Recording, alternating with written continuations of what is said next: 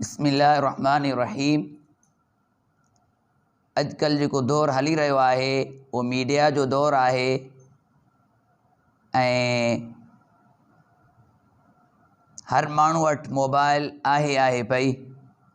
इन जे लाइ मोबाइल जे अंदरि हिकु त भलियूं शयूं ॾिठियूं वञनि ऐं भली शयुनि खे शेयर ऐं लाइक कयो वञे। इन जे अंदरि बि सवाबु आहे पियो। कीअं सवाबु आहे पियो? जेकॾहिं तव्हां कंहिं शइ खे, कंहिं बयान खे, कंहिं मौलूद खे लाइक कयो था, शेयर कयो था पिया, ॿियनि ताईं इहो पैगाम पहुचंदो।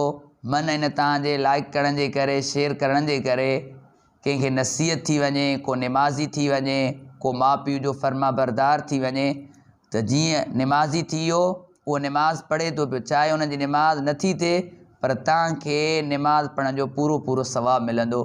इहा बि हिकिड़ी क़िस्म जी तबलीग आहे पई। को माउ पीउ जो फर्मा बरदार थी वियो त तव्हांखे इन जे सवाब जो पूरो पूरो जेको आहे सिलो मिलंदो रहंदो। इन जे लाइ इन भाऊ जो चैनल आहे इस्लाम जी अज़मत। इन जे अंदरि खोड़ सारा सिंधी आलमनि जा बयान पिया आहिनि पिया, नात शरीफ़ा पियूं आहिनि पियूं। उन चैनल खे सब्सक्राइब बि कयो ऐं उनखे लाइक बि कयो, शेयर बि कयो। तव्हां त ॿियनि ताईं पैगाम पहुचे, ॿियनि ताईं पैगाम पहुचंदो। अल्लाह तबारक व तआला असांखे उन ते सवाबु ॾींदो।